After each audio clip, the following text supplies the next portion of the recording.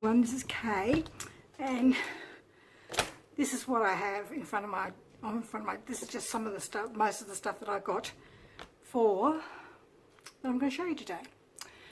This is for part of the things that I buy for my junk journaling, for my crafting, and I'm participating in Secondhand Sunday, hosted by Nat Williams, and the idea is that you share what you have secondhand from various places and show it as a video. So this person was advertising all the stationery on Facebook Marketplace for $35 Australian, and I thought, oh, and I looked at it and I looked at it and I looked at it, and I'm the nut and I thought, no, I could do with some folders and things like that for my journals and for keeping my stuff in. So I went and got it, and it was just amazing. I've got 4 of those. I've actually given some to my grandchildren. I've got a bag of goodies for the grandchildren because they had so much stuff. I've given them all a book each, and a paper pad, and a rubber, and a pencil, and they've got all these paper clips as well, which I thought would be really fantastic for holding things and for junk journaling. I've put them in all these pencils, always very useful to have pencils. Got these protractors, and can't remember what those ones are called. So I thought that would be useful. Either the grandchildren might use them, or I will. And then there was all these notebooks. Oh, unbelievable! That one's fantastic for junk journaling. Little one, just normal notebooks. An exercise book. This is a loose leaf one. Another notebook. And they could be used for pages and journals, or I'm just going to keep giving them to the kids, give them to the grandkids for doing whatever they like in them. And there's 4 of those, two of those, another one of those. Palm cards, which I thought could be great for junk journalists, could alter them and change them and make them into things to put in journals. Then I had all these folders. Look at them all. It's just amazing. There's just so many of them. All of those, and I've actually used a couple of them already to put some of my ephemera in. And there was that folder, that one. These ones don't have any, there's a whole one of mine, sorry. And there's that one, and that one. I don't know whether I'll use the big ones, but I'll have to think about it. So I thought that was a pretty good purchase for $35. We met in Enfield, because I live in Adelaide, and nearby was a salvo shop, so I walked into there, and I just got a couple of things. I got this Watercolor Fairies book. I had a look at it, and I just already cut one image out. I can't help myself, I just love fussy cutting so much. This was actually published in 2004, but I don't draw or paint, but I just thought the images I could certainly use in various journals. As you know, I'm trying to work on a fairy journal. I just would like to work in a fairy journal, so I think I'm going to be doing 3 kinds of fairy journals with the amount of things that I have around fairies. It tells you about the colours and things you can use, but like I said, I'm a hopeless drawer, absolutely hopeless. So I think I'll just cut out the images. They're just so beautiful and cute, and just really lovely, and certainly fantastic to use in journals. Look at that. Fantastic as a page. I love this one. This is beautiful. It'd be perfect as a tag. Gorgeous. Really lovely. This one reminds me of Kate Blanchett from the story of the Lord of the Rings. It's really great. Different kinds of fairies and different kind of pictures. Just really, really beautiful. And again, they show you how to draw them and to shade them, and I think I'll just be cutting the images out, just because I said even with guidance, hopeless, absolutely hopeless. There's another one that she looks like Kate Blanchett to me. Do you know, I can't even think of the name of the character she played in Lord of the Rings. That's terrible. For quite a few years there, we'd go every New Year's to go and watch a particular episode of the Lord of the Rings with my adult children. When did that for a number of years. That was really good to watch that together. Goblins, banshees. Again, it shows you how to draw it. But look at those. Look at all those beautiful images. They're just perfect for a fairy journal. Like I said, I've got so much stuff. I think I've been making fairy journals for quite a while. Maybe whimsical ones, maybe. They're just so beautiful. Pictures in here, and just so different. This is very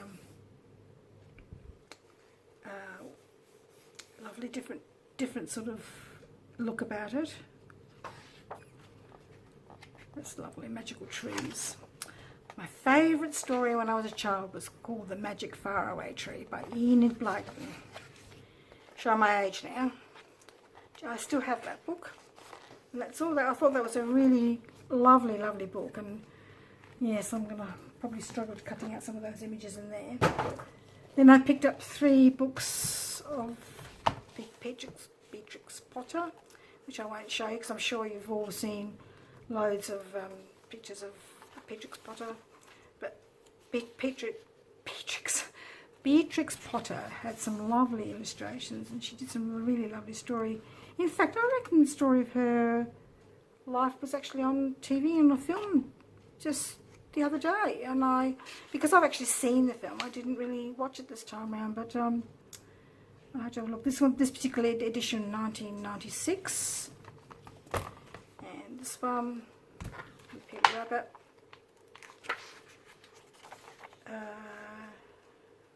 1996, or perhaps they were part of a set. They just got broken up. The Tale of Gloucester. Don't really know this one particularly well. And this one's 1997, so perhaps they weren't all the same story. So certainly can use the images in different journals. That'd be lovely. So pick them up. And then the last thing I picked up, I'm denied about this one because it's got glossy pictures, but I just thought they could certainly be used as backgrounds or pages in journals, and the picture's really lovely for little tuck spots or whatever. And some of the beginning part is not really relevant, but some of the pictures are lovely to use. And these lovely little pictures to be used for inchies, I think they call them. Inchies are little cards that are made for inchies, or little points of interest. Again, lots of background pictures. Sorry for the squeaky because of the coils here. But then come to this part here, and you've got these lift outs. How perfect that would be to go in a journal, a spring journal, because they're a bit glossy, but I don't know if they're overly glossy. So you could put that in a journal, you could fold it up to fit, and that would be fantastic in a spring journal. Or so there's a whole loads of that kind of thing. Beautiful, beautiful pictures. And because I always look at gardening books, and quite often I just put them back because I just think, oh no, too glossy, or the pictures are not bright enough or colourful enough. And then here you've got all these little things. I mean, how perfect would that be for journals, for making little tags. That's the word I'm looking for, tags. I mean, just there's so many of them. Look at them all, unbelievable. And that's probably the main reason why I got it, because I just thought how perfect it would be to use in different journals. And I just thought, like I said, I've looked at lots of gardening books and I just don't like a lot of the pictures, but this one I thought how useful it would be for many journals. And the pictures are just really lovely, and they're colourful, and they're bright, and they're not pale or washed out, and they're quite, you can see them clearly, they're not sort of washed off in the background. I just thought that some of them I possibly wouldn't use, but they could certainly be used in a collage if I didn't use them as cards. So there was a whole heap of those. I thought how useful that would be. So these ones are actually fixed. That one's on the page. That's the back page. So that's the ornamental cabbage. Oh, does it have the picture there as well? Oh, I see. So the picture there and the words are there. Oh, that's a bit of a pain. I didn't realise that. I was hoping that the words belong to the pictures and they don't. Oh, I like to. Yes, I like to be very judicious in how I use that. So that book is called Planting Guide to Annuals and Perennials by Graham Strong and Alan Toogood by Murdoch Books. It's a Better Homes and Gardens book, and it was published when? This edition first published in the year 2000. So that's that one there. But like I said, I look at a lot of gardening books, and I just put a lot of them back because I don't like it. But I thought this would be really, really great to use for journals. So again, Planting Guide to Annuals and Perennials. Keep your eye out for that. I think that would be a really good thing to get for your journals. And that's all for today, and I want to thank you very much for joining me, and I'm really grateful for all those people that have subscribed to my channel and that have given me the thumbs up or made comments, and some of the comments are so lovely, and I really appreciate all of those. So really hope that next time that you join me, and please press the like button and make a comment if you wish, and hope to see you next time. Bye.